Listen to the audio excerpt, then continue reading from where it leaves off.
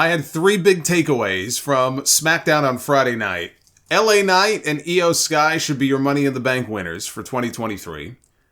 WWE is lazy as shit when it comes to the designs of most of their championships.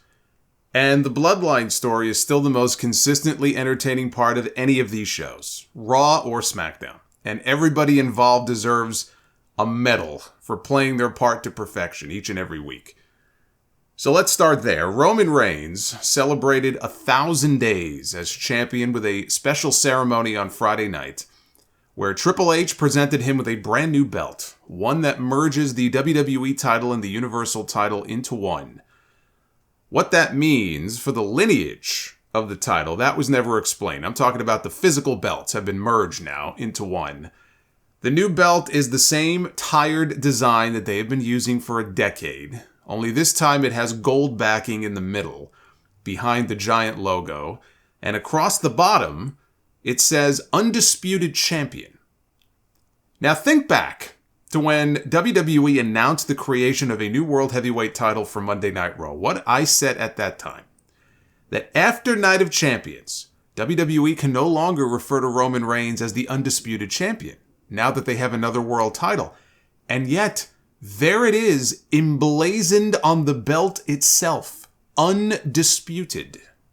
How can you have an undisputed champion when you have another world champion in the same company on the other show?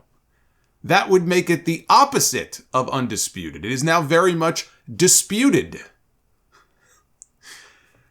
But what is undisputed is the fact that the consolation belt on Mondays is now the most attractive of all the belts in WWE. And they actually put some thought into the Raw belt. It has features that pays homage to the world titles of the past. Obviously, it's a tribute to Big Gold, but it's got a crown, which was a nod to the belt that Bruno Sammartino held the first time in 1963. It has an eagle that references the Winged Eagle and the Big Eagle belts. It's got 60 diamonds on it to celebrate the company's 60-year history. They actually put some thought into it, and it has grown on me the more that I look at it. They didn't even make an effort to change the shape or anything. I mean, you would think Roman Reigns, this long run, there's no bigger star in the company than Roman Reigns. They could come up with something nice for him. Nope.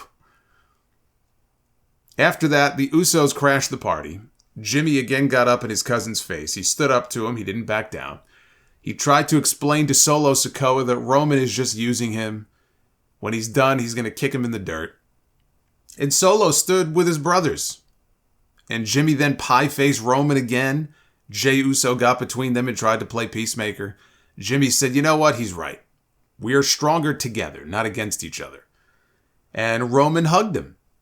And he was getting all emotional, and then he kind of looked up at the sky for a second, and then Roman still had the mic in his hand, even while he was hugging Jimmy, and he just said, no. And that's when Solo delivered a Samoan spike to Jimmy Uso. Roman and Solo, they left together. Jey stayed behind in the ring to tend to his brother. And Paul Heyman asked Roman Reigns, what about Jey? And Roman told him, Jey will do what Jey always does. He'll fall in line. He'll come home. And now the stage is set for an entire summer's worth of Bloodline drama. It seems likely we're going to get a tag team match at Money in the Bank with Roman and Solo against the Usos. And I think Jey Uso challenging Roman Reigns for the championship at Summerslam. You know, there are no other obvious opponents set up for Roman right now. Throwing AJ Styles in there after he just lost to Seth Rollins for the second place belt would feel hollow. I mean, that just would not, that doesn't work. Bobby Lashley hasn't even been on television. It would feel forced. Roman he's fully engulfed right now in this Bloodline story. If it isn't Jey, maybe we end up with a Bloodline 4-way for the title with all four men involved at SummerSlam, but I think Jey Uso is the play. It's what started this entire Bloodline story, was Roman Reigns against Jey Uso. And that's when Solo wakes up and finally comes to his senses. When Roman asks him to put the nail in his brother's coffin, that's when Roman finally loses Solo Sikoa. You know, the storytelling has been masterful with these men all the way through. I am beyond ready for Roman to drop that belt already, but it is clear that that's not going to happen, probably until next year's WrestleMania.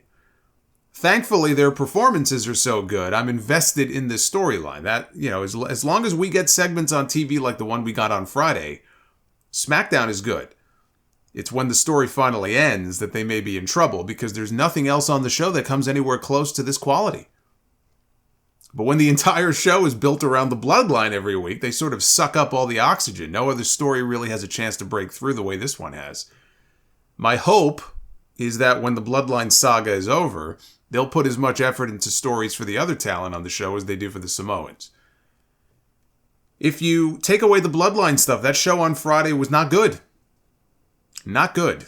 LA Knight beat Montez Ford in a Money in the Bank qualifying match, the best match of the night, with the right man going over. The crowd booed everything Ford did, cheered everything LA Knight did because the man is over. He is your Money in the Bank winner this year. I will accept no other answer. The question then is, how and when does he cash in? Everyone might think, oh, LA Knight should win the briefcase. But then the question becomes, okay, now what? What do you do with the now? Could he go to Raw and cash in on Seth Rollins? Sure. And maybe he and Seth can trade the belt back and forth a couple of times. But that belt is going to Gunther at WrestleMania next year. But what if, and this is the only way I could see Jey Uso being the one to beat Roman Reigns and win the title. What if LA Knight wins the Money in the Bank briefcase? And then at SummerSlam, Jey Uso beats Roman Reigns. During the match, Roman loses solo. Roman now is all alone, and Jey beats Roman. And because he's all alone, right? He's got no other family, no one left to help him out. He loses to Jey. To bring that story full circle, Jey gets his moment, and that's all it is. Because that moment is ruined by LA Knight, who cashes in and beats Jey Uso to become the WWE champion. Sound far-fetched? But it's the only way that I see Jey Uso actually having a chance to win that title, if it's immediately taken off of him by somebody else.